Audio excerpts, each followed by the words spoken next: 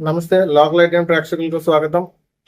ఈ రోజు మనం విజువల్స్ లో చూస్తూ ఉన్నాం. బివి రమణ అనే వ్యక్తి ఇండియన్ ఆర్మీ కాలింగ్ అనే సంస్థను 10 సంవత్సరాల క్రితం ఏర్పాటు చేశారు. ఈయన యొక్క సొంత గ్రామం శ్రీకాకుళంలోని శ్రీముఖలింగం గ్రామం.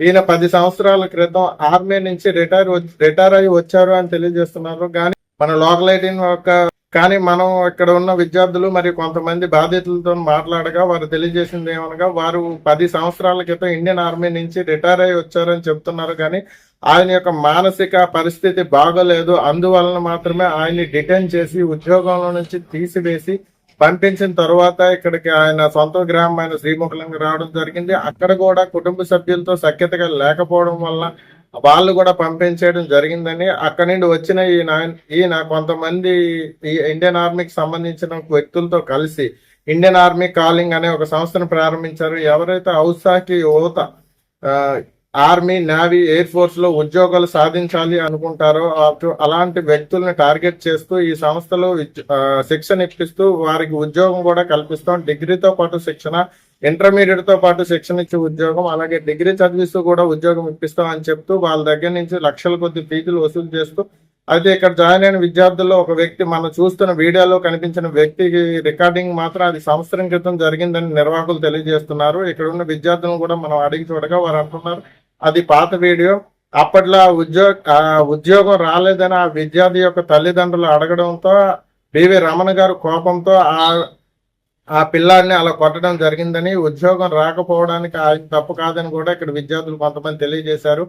అదే ఉద్యోగం రాదు అని అడిగినందుకు మేము ఎంత లక్షల ఫీజులు కట్టి మనం చదివిస్తున్నాం కదా, ఉద్యోగం ఎందుకు రాదు అని అడిగినందుకే ఎంతగా కొడుతున్నారు కదా, రేపు మీకు ఇదే పరిస్థితి వస్తుందేమో అని చెప్పి లోకల్ ఐటీఎం వారు అడగగా, ఇది అంటే మన ప్రయత్నంతోనే వస్తుందని విద్యార్థులు తెలియజేశారు. ఇండియన్ ఆర్మీ కాలింగ్ అనే సంస్థ బివి రమణ గారు ఏర్పాటు చేసి దగ్గర 10 సంవత్సరాలు కావచ్చింది. ఈ 10 సంవత్సరాల కాలంలో కొంతమంది ఆర్మీకి సెలెక్ట్ అవ్వడం కూడా జరిగింది. అందులో ఒక 2 విద్యార్థులు మేజర్ లెవెల్ అధికారులుగా జరిగారు. వాళ్ళు సెరమనీ కార్యక్రమం, ఏదైనా మరి సన్మానం మొదలైన కార్యక్రమాలని శ్రీకాకుళంలో ఘనంగా నిర్వహించి ఎంతో మంది విద్యార్థులకు ఇక్కడ జాయిన్ అయితే ఉద్యోగాలు వస్తాయనే ఒక నమ్మకాన్ని కల్పించి వారిలో ఉన్న నమ్మకాన్ని సొమ్ముగా చేసుకొని ఇప్పుడు ఇండియన్ ఆర్మీ కాలింగ్ అనే సంస్థ అనేది నడుస్తూ ఉంది. ఈ బివి రమణ అనే వ్యక్తి అని మేనేజింగ్ డైరెక్టర్ గా ఉన్నారు. ఆయనకి రిటైర్డ్ ఆర్మీ ఉద్యోగులు మరియు అలాగే ఇది ఆథరైజ్డ్ సంస్థ కాదా అనేది మాత్రం ప్రస్తుతానికైతే తెలియరాలేదు. ఈ బివి రమణ గారు ప్రస్తుతానికి పరారీలో ఉన్నారు. ఆయన ఎప్పుడు వస్తారు, ఈ విషయం గురించి మనం ఇండియన్ ఆర్మీ కాలింగ్ సంస్థ కొంతమందిని అడిగి చూడగా వారు మా డైరెక్టర్ గారు వచ్చి ప్రెస్ మీట్ పెట్టి ఇందులో తప్పు ఒప్పులు అనేవంటే ఆయనే చెప్తారు, మాకైతే ఏమి తెలియదని వారు సమాధానం తెలియజేస్తున్నారు. అలాగే ఈ సంస్థలో ఇకనైనా విద్యార్థులు కొంతమంది ఉద్యోగాలు, చదువుతో పాటు ఉద్యోగాలు వస్తాయి అనేది మన స్వతహాగా మనం కష్టపడి చదివి ఉద్యోగం సాధించాలి తప్ప కానీ ఏదో సంస్థలో జాయిన్ అయితే వారేదో మనకి ఉద్యోగం చేయిస్తారు అనేది మాత్రం ఒకటి అపోహాన్ని మాత్రమే అంటున్నాము. అలాగే ఎవరైనా విద్యార్థులు కానీ తల్లిదండ్రులు కానీ మీరు చెప్పొచ్చేది ఒకటే, లోకల్ ఐటీఎం తరఫు నుంచి ఎవరైనా జాయిన్ అవ్వాలి అని ఇలాంటి డబ్బులు కడితే మీకు ఉద్యోగాలు వస్తాయి అనే విషయాల కంటే ఎవరు నమ్మకండి. అలాగే ఇండియన్ ఆర్మీ కాలింగ్ సంస్థ గత 10 సంవత్సరాలుగా ఎంతో మంది విద్యార్థులకు ఇలాగే ఫీజులు కడుతూ ఉన్న లక్షల కొద్ది ఫీజులు, అంటే హాస్టల్ ఫీజు నెలకి 9,000 దాకా వసూలు చేస్తూ ఉన్నారు. అలాంటిది సంవత్సరం పాటు ఉండాలంటే 90 నుంచి ₹1,00,000 వరకు వీళ్ళు హాస్టల్ ఫీజు కట్టాల్సి వస్తుంది.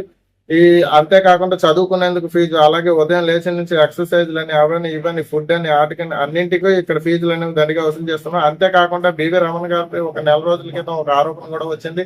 ఆయన లేడీస్ హాస్టల్స్ లో సీసీ కెమెరాలు పెట్టారు బెడ్రూమ్ లో అని చెప్పేస్తే డిఎస్పీ లెవెల్ అధికారి వెళ్లి తనిఖీ చేసి దీని గురించి చెప్పారు. అయితే దాని గురించి పూర్తి వివరాలు అయితే ఇంకా బయటకు రాలేదు. అది సద్దుమణిగిపోయిన విషయంగా మనం భావిస్తూ ఉన్నాం. అలాగే ఇప్పుడు ఈ లేటెస్ట్ గా నిన్న వచ్చిన ఈ వీడియోలో చూస్తే ఒక పిల్లాడికి మాత్రం అతని చేతిలో ఉన్న వైర్తో కొట్టడం జరుగుతుంది, వద్దు వద్దు అంటున్నా కొట్టడం జరుగుతుంది. ఆ కొడుతున్న పిల్లాడు అనేటటువంటి ఉద్యోగం నాకు రాలేదు, నేను ఇక్కడ చదువుతున్నా సరే వస్తుందని నమ్మకం అయితే నాకు లేదు అనేసి వాళ్ళ పేరెంట్స్ తో చెప్పడం, వాళ్ళ అక్కగారు బివి రమణ గారికి అడగడంతో ఆయన కోపించి ఈ పిల్లాడిని, అలాగే ఈ పిల్లాడితో పాటు రూమ్ లో ఉన్న మిగతా పిల్లల్ని కూడా మోకాలపై కూర్చోబెట్టి వాళ్ళు చూస్తుండగానే విచక్షణ రహితంగా ఆయన వీపు పైన కొడుతూనే ఉన్నారు.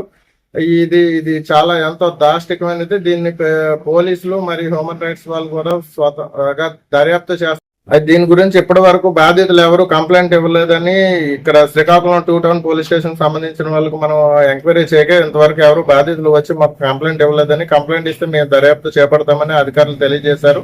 ఈ ఇండియన్ ఆర్మీ కాలింగ్ సంస్థ వారు ప్రతి సంవత్సరం ఏదో ఒక పండగని పబ్బని ఇది జరిగేటప్పుడు వాళ్ళకి ప్రైవేట్ సెక్యూరిటీ గార్డుల కింద ఈ పిల్లల్ని వాడుకుంటున్నారనే ఒక అభియోగం కూడా వచ్చింది. ఎక్కడైనా కార్యక్రమాలు అనాథరైజ్డ్ గా జరిగేవి ఉంటూ ఉంటాయి కదా, ఎక్కడ గుడులు గాని అలాగే విఐపీలు ప్రారంభోత్సవాలు కానీ ఎక్కడైనా జరుగుతూ ఉంటే వీళ్ళని వాలంటీర్లుగా వాళ్ళకి ఇండియన్ ఆర్మీ కాలింగ్ అని టీ షర్ట్ మరియు ఆర్మీ డ్రెస్సులు వేసి వాళ్ళకు వాకీ టాకీ ఇస్తూ అక్కడ ప్రైవేట్ సైన్యం లాగా అక్కడ ఎవరిని రానివ్వకుండా పెద్దల మెప్పు పొందేందుకు ఈయన ఇలా చేస్తూ ఉంటారని కూడా ఒక పక్కన పిల్లలు చెప్తూ ఉన్నారు. పిల్లలకి మార్నింగ్ 6 నుంచి 6:30 వరకు ఎటువంటి చేంజెస్ ఉండకుండా అలాగే ఎక్కడైతే డ్యూటీ వేశారు రేపు మీ ఆర్మీలో కూడా ఎలాంటి కఠినమైన డ్యూటీలే ఉంటాయి కాబట్టి మీరు ఎక్కడే చేయకపోతే ఆర్మీలో ఎలా చేస్తారు అనేసి చెప్తూ వాళ్ళ చేత ఇలా వెట్టి చాకరీ అనేది చేయిస్తున్నాడని కూడా కొన్ని అభియోగాలు అయితే ఉన్నాయి. వీటన్నింటి విషయాల గురించి ఇంకా రానున్న రోజుల్లో తెలియాల్సింది. పోలీసులు దీనిపై దర్యాప్తు చేసి ఈ ఇండియన్ ఆర్మీ కాలింగ్ సంస్థ యొక్క పుట్టుపార్వతులు బయటికి ఎటువంటి ఆరోపణలు జరిగాయి అనేవి తెలుసుకుంటారని భావిస్తున్నాం.